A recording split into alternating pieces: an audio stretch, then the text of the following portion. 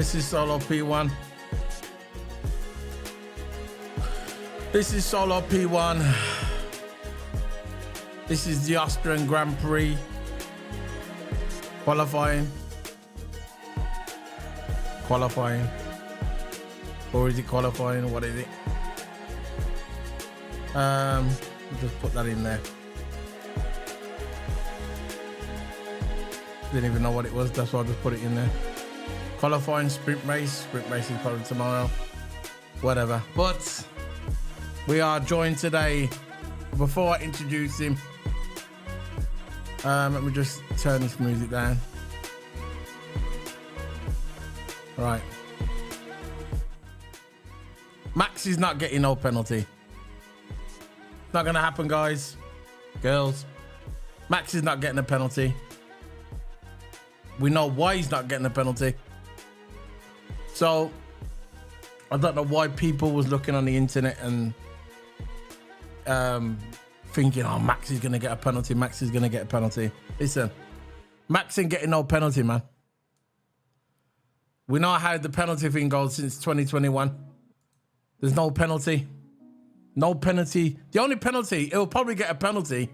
Yeah. Max will probably get a penalty. Yeah. When he's won the world title. When he's won the world title and the constructors, when everything's confirmed. Not sure about the constructors. That's still in balance. But when he's won the world title, the driver's title. Yeah. That's when he'll probably get a few penalties. But until then, no penalty. We know how Max, Red Bull and the FIA and stewards are. Never going to happen. You should know that by now. There's no point of looking on Twitter for a possible impediment. It doesn't matter if it's against Kevin Magnussen. He ain't getting no penalty, man. No penalty is going to be given. Not going to happen. So, today, I'm here, joined with my co-keys, my partner in crime. He's TOTO.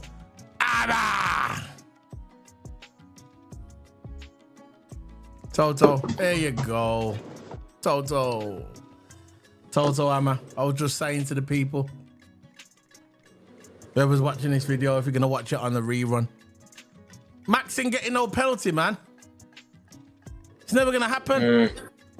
I got more chance of gaining 20 subscribers overnight than him getting a penalty. I got more chance of gaining 5 subscribers overnight. He ain't getting a penalty. I know it ain't gonna happen. I know I'm not gonna gain 5 subscribers, and I know Max, he ain't gonna get no penalty. It's never gonna happen. I know what you're going through, people. I know you're trying to think, yeah, this is the time where he's gonna get a penalty. This is the time where he's not gonna get pole. Listen, we know how 2021 ended up. We know how 2021 ended up. They want him to break the records, any means necessary. But the thing about it, when the thing happened in Abu Dhabi 2021, when that incident happened in Abu Dhabi 2021, yeah, they probably thought Lewis was going to retire. But Lewis is not going to retire, man. He's still here. The car's getting better as well. So that plan didn't work, did it? That plan didn't work. So Austrian GP qualifying. What do you think, Toto? Look, I think the main part we've got to focus on is the bad day for Mercedes. But I think overall, what I think about the qualifying, it was all right. It weren't the best qualifying of all time. Yeah. Nowhere near. It weren't the best of the season either. I think it was just a normal qualifying when people just got their laps in. But look, the highlight of the qualifying is the bad performance from Mercedes, because it seems like that Russell isn't really getting used to the car. He got 11th today, and then it's usually that Hamilton is usually the one getting the most out. But you know why? He's an 8-time world champion, done it all in Formula One. Of course, they're going to get the most out of the car, but it seems like Russell, ever since when he was on that good run, and all the delusional fans are saying that Russell's better than Hamilton, which is, I don't know where they got that from. I'm not interested in Hamilton. Kind of people. Hamilton 5th, and he said in the interview after the race saying, "Well, it's not P1, but I'll take it." And you can tell he just wants to get pole, doesn't he? He just wants to get pole. He wants to get a win again. you could get it this season. Maybe with Silverstone when they bring the upgrades. That's when they're going to bring the upgrade. He hasn't had. He hasn't had a win since 2021 Abu Dhabi. When he did win that race, that's the last win he had, Lewis. So, you know, I got faith. I think they're going to bring something in at Silverstone. I think Toto said something on today when I was watching Sky, because usually now, when I watch the qualifying or the race, when the race finishes or the qualifying finishes, I just turn my TV off. I don't really watch the podium because I'm sick of hearing that music. So I don't really watch the podium. I usually turn it off because I'd rather turn it off and just gather my own thoughts and do my own research. I'd rather not listen to really like Simon Lazenby. To be fair, Simon Lazenby hasn't been there for the past couple of weeks, so that's been a bonus. But now he's back, and now he's plugging Red Bull like he always does every week. When he's there, I'll just turn him off. The only bonus this weekend really that Damon Hill's back. I haven't saw Damon Hill in a while, and Ted Kravitz is there as well, which is always a bonus. I was doing my the other day. I was doing my Flaming Tarmac, and I touched on a subject about when Lewis Hamilton says that Max Verstappen, that there should be rules. I'm gonna ask you this: there should be rules. I want your opinion on it. There should be rules where when it gets to August, then all the teams should start developing the cars. Then they shouldn't be allowed to start developing the cars in June and July for next year. They should bring in a rule where they go, right, August is the cutoff date. That's where you start developing your car. What do you think about what Hamilton said?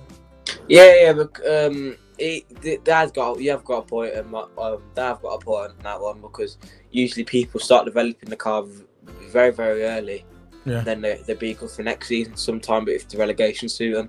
But if everyone starts developing them in the same month, August, like you said, it will be actually good because it might give people a equal chance. But if you've got cars and manufacturers just developing really, really early, you're just going to give an unfair advantage. So it's basically just keep it equal, make everyone start developing in the same month, and I think that's the way they should go. So I think they should do that. Yeah, cool, man. So basically, I'm gonna go through. Look, we always do the debrief on the Monday, so that's basically the way we're gonna do it. We basically dissect the weekend and we just go through it. We pretend to be engineers, even though we're not. I'm not smart enough to be an engineer. I'm way off to be an engineer. I'll never be an engineer. I'm just a content creator. I do my best. I'm not the best content creator, but you know, I do my best. So you've got Austrian GP, Bottas stopping again on the track with that Alfa Romeo. What's it with this Alfa Romeo, Toto? Please, I know, it's like, give me some hope for the Alfa Romeo. What can Bottas do to even finish a race or a weekend without some sort of breakdown on the car? Please explain to me. You're the expert. Explain. It's always like this. The Alfa Romeo. It's like 2021, 2020 when Giovinazzi was racing for him. Giovinazzi had a wicked race at Australia. As soon as he got to like towards mid-season, he started to fall off, just like with this season. Beginning, they were good. The car was good. Yeah. But I remember saying that to see how the car is good going mid-season, it's like Aston Martin. Yeah. I said that's how the car goes into mid-season. That's when the people bring the upgrades. Alfa Romeo didn't catch up with the upgrades, and look where they are now. The car can barely get out of Q2, Q1. It can barely get out of Q1. Aston Martin's the only one that's really adapted, and since they adapted, they've been getting podiums ever since. They've been always up there in the top 4, top 5. If it's a DNF, Alonso's always been up there. Not really Stroll. Stroll's been getting the points, but Alonso's really getting up there, the Aston Martin. But I think they're Alfa Romeo. I think maybe they have reliability problems, but I don't know, because when Bottas slipped, they couldn't really get the car to get back going again when the red flag hit. So the Alfa Romeo is just clearly broken. It is, and it's a shame because I like Bottas. I think they should have kept Bottas. All right, I understand them bringing Russell to the team. It makes sense for the future. Obviously, they probably thought at the time when they brought in Russell, they probably thought Hamilton would have won the title and won his 9th world title. No, they probably thought he would have won his 9th world title. And they brought in Russell, obviously, to take the reins of when Hamilton retires. But obviously, Hamilton's not going to retire until he wins that title. And he's not going to quit him. He's fresh as a daisy. He looks calm, collective. He looks fit as ever. He looks like he can go on for another 10 years. Just like Alonso. See, Alonso and Lewis, yeah, cut from a different cloth, man. They're from the old gen, you get me? They're from the old gen. You know. So, how about Ferrari today? Ferrari? Well done, eh? Ferrari. Well done to Ferrari. Charles Leclerc, P2. All of a sudden, been struggling.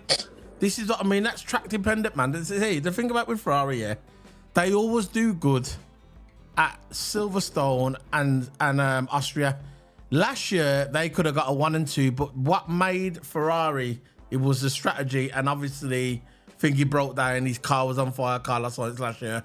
If it wasn't for that and the stupid strategy, they would have got a 1 and 2. They was actually in front. They was going to play the strategy on Max Verstappen. It was the same. Max Verstappen was in front, and the 2 Ferraris behind him, and they was going to do a strategy on him, and it would have worked. But what happened? Something happened with Charles Leclerc's car. I think he broke down or something, and I know that Carlos Sainz's car was on fire. Remember when he was rolling down the hill? Oh, yeah, I remember that. They should have won that last year. And Silverstone was good as well. Again, Silverstone last year should have got a 1 and 2 again with Ferrari. I remember when what happened? Remember the pits? Down. Yeah, remember. Go on. Yeah, I remember when Sainz was going into turn 1, 2, then on the straight to 3, and then he broke off to the runoff area. Then what it is, he went up to the master post, and then his car went on fire, and then he was going downhill. I know. It was rolling back, and but them cars, of course, going to roll back. They got no handbrake. It's not like a normal car driving on the motorway. How can that F1 car not have a handbrake? I don't know, but anyway, it was rolling back, and then the marshal had to last year they done good at Silverstone as well. Silverstone, that was good. They could have got a 1 and 2 at Silverstone, but what happened? Strategy. They decided to leave Charles Leclerc out there on the old tyres, left him exposed. They brought in Sainz, which I don't understand why they didn't bring in both, because Charles was in front. They could have double stacked, came out in front, and that would have been 1 and 2. That was an easy 1 and 2. So when it comes to Austria, when it comes to Silverstone, Ferrari tend to do okay. They tend to do okay. So I think Mercedes are a little bit worried, and by their recent form, because the last few races, the form hasn't been there, but now the form is back. Maybe for them 2 races, but I'm still going with Mercedes to get something out of Silverstone.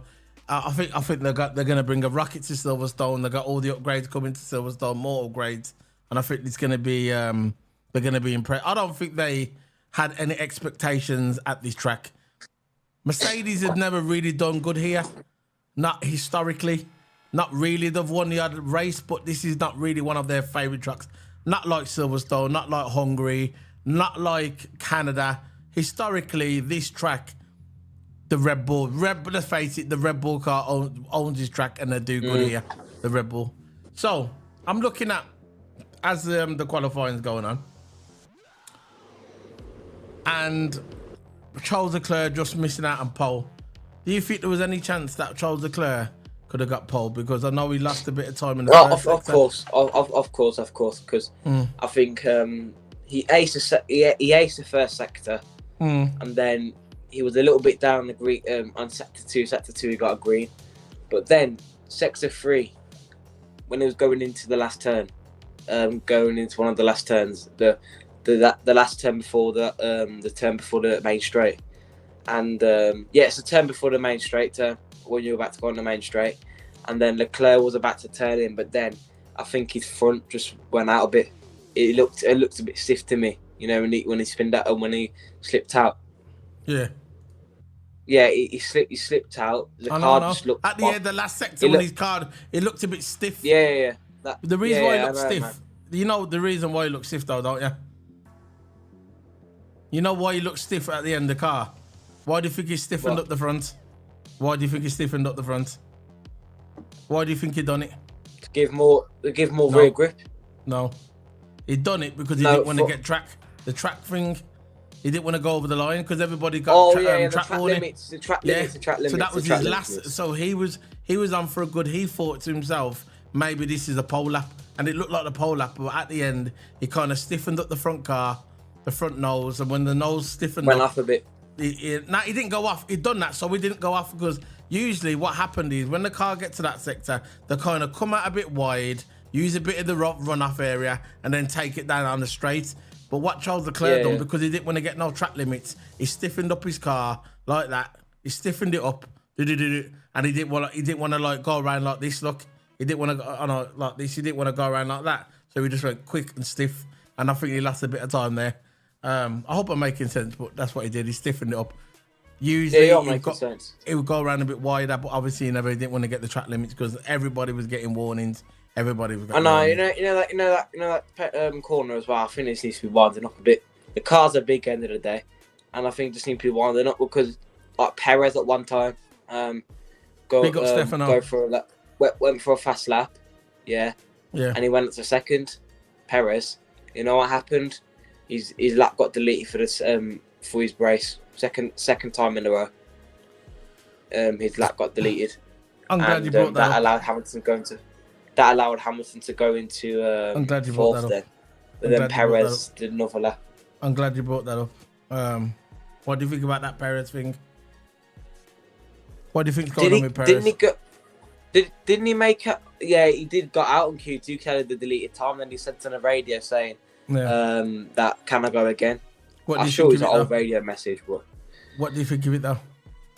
Look. He's not going to be there next year. You got Perez. You got De Vries. He's got 4 races left. No, but what do you think of Perez? We'll get to De Vries in a minute. What do you think of Perez? That's what I'm saying. It's a Ricciardo situation, isn't it? Where Perez is going to go. Look, Perez, he could be doing it on purpose. It could be an accident. It could be the way he is. But look, come on. After you went on that 3 winning streak, you're not just going to drop down like that. Exactly. You're going to do something. You're going to make something of the championship. And I just can't believe. I thought Perez was going to win the championship. Yeah. I thought that because it was doing it to it was fighting with Max. They're not going to let him.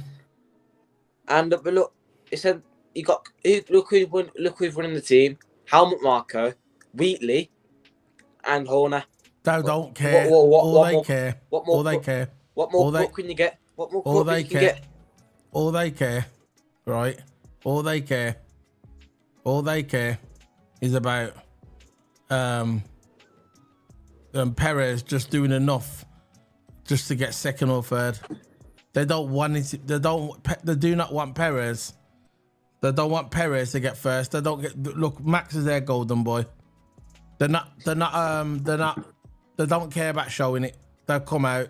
When's the last time Christian Horner came out on the radio and said to Perez, "Sorry, Perez, better luck next time. Sorry, Perez, don't worry about it." You remember when Perez got pole and Max missed out on pole, and then Christian Horner came. This was this year, Christian Horner came out on the radio, and what did Christian Horner say? It was all right. He said he went onto the radio to Max first. He didn't go onto the radio to congratulate Perez. He congratulated Max. He came onto the radio to Max. Says, don't worry, Max. This what you got held up. That's the reason why you didn't get pole. That he said something like that. He got held up. That's why you didn't get pole. Don't worry about Max. We got the race tomorrow. He didn't congratulate Perez for getting pole. Why didn't he congratulate Perez? Why didn't he come out on the radio and said to Perez? We know why. That's what I'm saying. Why didn't he come out on the radio and he said to Perez, well done, you got pole, great for the team. But he went on the radio and he went onto the radio to Max and said, Max, we know why you didn't get pole. This happened. You got held up. That's why you didn't get pole. It's like when people say, why Horner did this. It's just all rhetorical questions. Yeah. It's all rhetorical. You already know the answer to it. Yeah. They're all rhetorical questions with Horner. Yeah. Verstappen's his golden boy. You all know that. That's why it's rhetorical. Yeah. You all know that they're not giving anything to Perez. Again, rhetorical. because they're all rhetorical. We already know the answer. That's what I'm saying. It's just the way it is. Why didn't he come out? Why didn't he come out? We know that. That's what I say. Everything we saw when it comes to Red Bull and it comes to Christian Horner and it comes to them two drivers, Max Verstappen and Perez, everything we saw is rhetorical because we already know the answer. So if you're watching this video, it's rhetorical. Really, I should have labeled it Red Bull / rhetorical, but I'm not going to label that. So at the end, Max was moaning about the track limits again. He's a martyr compared to Sky Sports F1. He's a martyr. Q3. So yeah, he got to the last one. Norris had a decent qualifying. He always does good here. I think didn't he get his first podium here? I'm sure he got his first podium in Austria. He usually does good at Austria. Lando. I'm sure Lando got his first podium. Yeah. I don't know about that one, but he does good at Austria. He got you know when. No, it was in the COVID era. He got a podium there, remember? I'm sure it was Austria. Got a podium. I'm going to double check. It was Austria. It was Austria. Yeah, Hamilton got the win. Max got second and then third Norris. So that's the way it went. In the COVID era, I think 2020 or 2021. I think 2020. Austria, his first podium. It was Austria. He always does good, yeah. I know they've had an upgrade come to the car. But again, they're like Ferrari. They wasn't even in good shape. Before this race, McLaren was not in good shape, nor was Ferrari. And they've both come, McLaren and Ferrari, both of them. Both was like struggling, and they've come to this track and have come alive. Now, I'm looking at Aston Martin. They've kind of dropped back a bit. Maybe this is not the track for them. Maybe. Something's going red. Yeah, it's gotta be because look, all season Aston Martin's just been getting bare podiums. Yeah. I know it's Alonso getting the podiums, but still, it's the cars. What you make the most out of the car. Alonso's making the most out of the car. Stroll's coming home with the points. So like Aston Martin is doing good. End of the day, it's just track dependent like Ferrari. They've been nowhere all season. Yeah. But as soon as it comes to this race, you see Leclerc and Sainz banging up sectors, and they're both on the front row and second row. They're both Ferraris. You're breaking up a bit, bro. You're breaking up a bit, bro. You're breaking up a bit.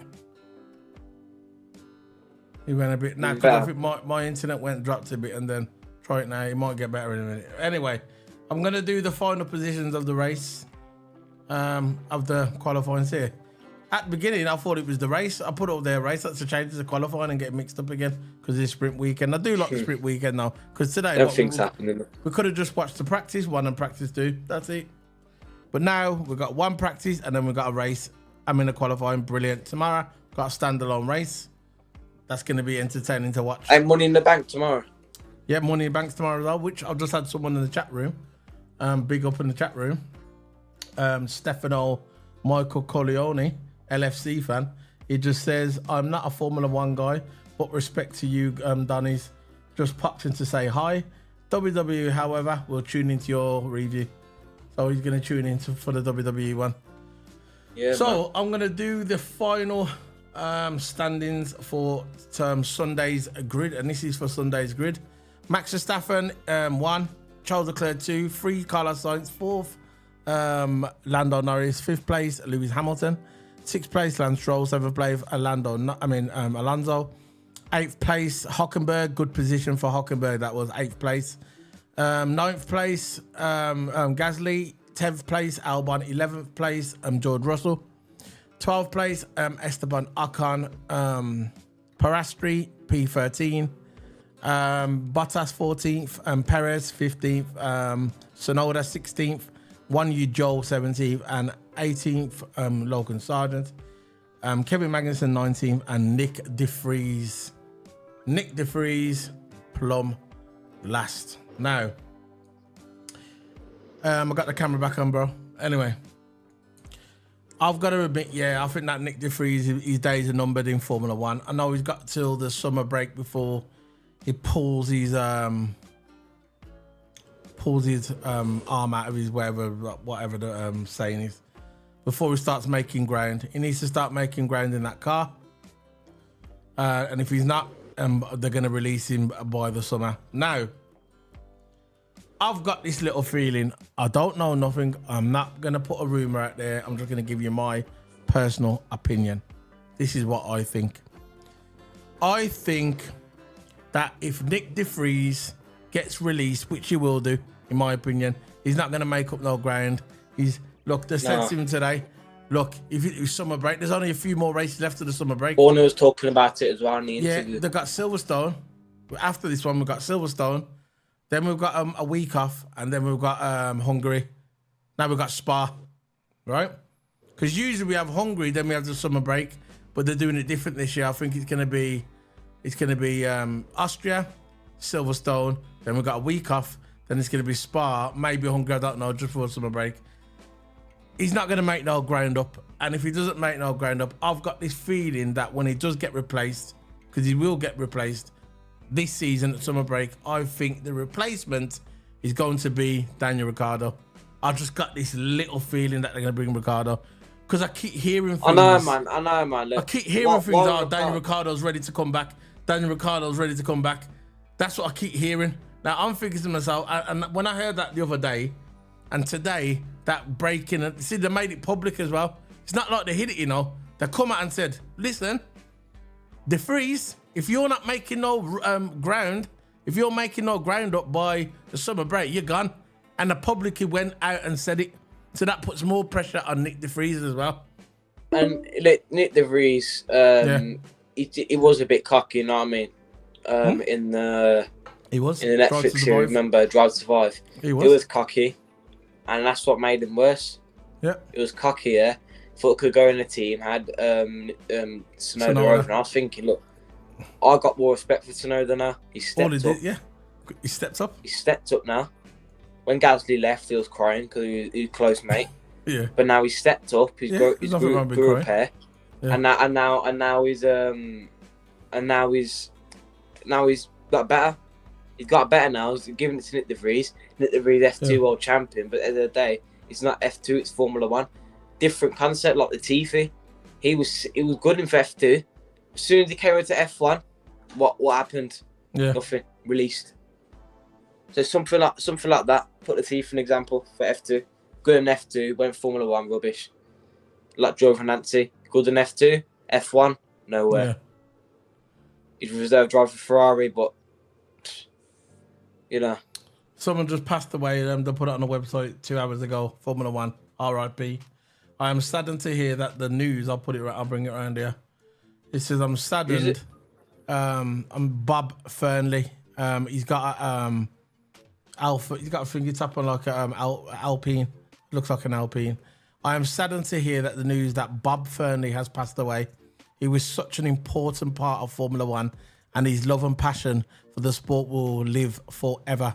My thoughts are with his family and friends at this very sad time. R.I.P. Bob. R.I.P. man. R.I.P. So that's it. We're gonna end it there. We'll be back tomorrow. Don't forget tomorrow we've got the live reaction of the sprint race, and we've got the live watch along virtual map. So if you're watching this video, please like the like button. I'm seeing a few views on the video, but no likes. Hit the like button. It helps me out.